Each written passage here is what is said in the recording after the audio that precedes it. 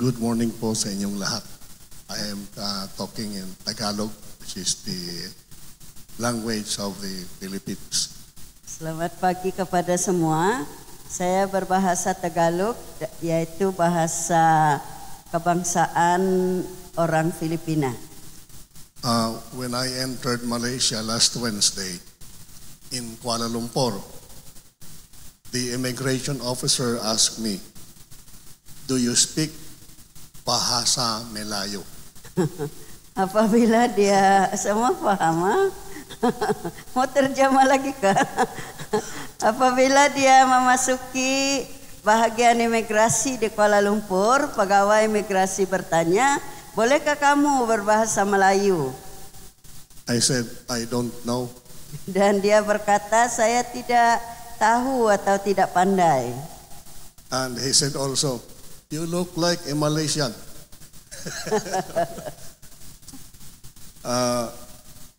And I also answered him, "You look like a Filipino." Pegawai imigrasi berkata, "Kamu kelihatan seperti orang Malaysia." Dan dia menjawab, "Kamu pula kelihatan seperti orang Filipina." What we believe, Malaysians, Indonesians, and Filipinos, we came from Malayan race. Oke, sebagaimana yang And so we have the kita same blood. percaya, orang Malaysia, orang Filipina, dan orang Indonesia, kita datang dari rumpun bangsa yang sama. One thing I have heard from Bishop Milter Tais is the greetings. Selamat pagi. Am I right? Apa yang dia telah belajar daripada Bishop Melter, selamat pagi. One of the reasons I would like to tell you is the kind of worship that you have. I may not understand it, but I believe you are speaking the language of the Holy Spirit. Oke, apa yang dia dapati masa ibadah, walaupun dia tidak memahami ya bahasa kita masa menyanyi, tapi dia percaya kita berbahasa dalam bahasa roh. I represent a church in the Philippines.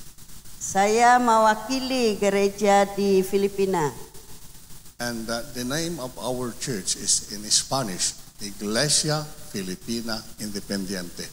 Dan nama gerejanya dalam bahasa Spanyol, Iglesia, maksudnya gereja, ya. Jadi gereja di Filipina. So, have you ever heard this name of the church? You ever heard the name of this? Pernahkah saudara dan saudari mendengar nama gereja tersebut? I would like to tell you the story of my church. Saya ingin berbicara atau memberitahu atau menceritakan kepada saudara dan saudari tentang gereja saya. We were founded by lay members of formerly Roman Catholic clergy. Gereja ini telah diasaskan oleh jemaah awam dari gereja Katolik. From 1902 to 1985, we only have 250 parishes. Dari 1902 hingga 1985 hanya ada 250. 250 anggota. By 1990, we drafted a strategic plan. Pada tahun 1990 mereka mempunyai rancangan yang strategik to answer the needs of mission and evangelism. Untuk menjawab persoalan tentang misi dan penginjilan. From 1985 dari tahun 1985 until 2025, sehingga tahun 2025, we have added 650 parishes. Sekarang ada 650 paroki. In 30 years. Dalam masa 30 tahun. So, We have expanded as a church, Jadi gereja mereka telah berkembang and our strategy is to create parishes, dan to organize, dan strategi mereka adalah untuk meluaskan gereja dengan membina atau mewujudkan lebih banyak paroki lagi.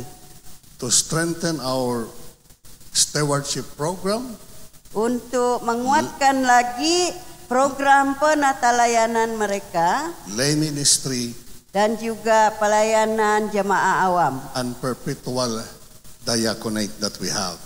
Dan juga Perpetual deacons.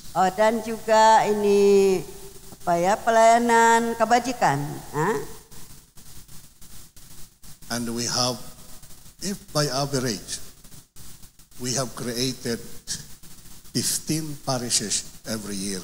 Dan secara purata mereka mewujudkan 15 paroki setiap tahun. And we are on the way of creating more parishes and missions. Dan mereka dalam berkembang sedang berkembang untuk meningkatkan atau menambah paroki dan juga bishop.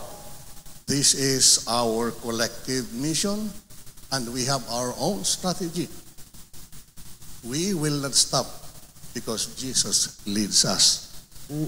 Inilah strategi mereka dan mereka tidak akan berhenti karena mereka tahu Yesus memimpin mereka. Because we believe Jesus is talking to us when he said, "Therefore, go and make disciples of all nations, baptizing them in the name of the Father and of the Son and of the Holy Spirit." Dan mereka percaya Yesus sedang berkata kepada mereka, pergilah memuridkan, yaitu amanat agung dalam Matius.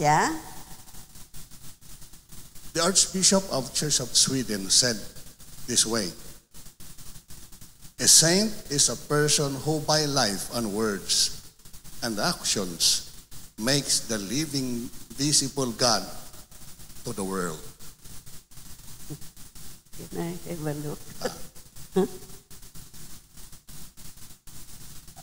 Archbishop of Sudan. Archbishop Söderblom of Church of Sweden. Sweden. Ya. Oke, jadi Archbishop Sweden berkata, saya ringkaskanlah apa yang kita buat dapat dilihat melalui tindakan kita. Maksudnya pelayanan kita haruslah dilakukan dan orang akan melihat kesaksian tindakan kita. Further, Saint Augustine said, "Is to believe what we do not see. The reward of this faith is to see what we believe."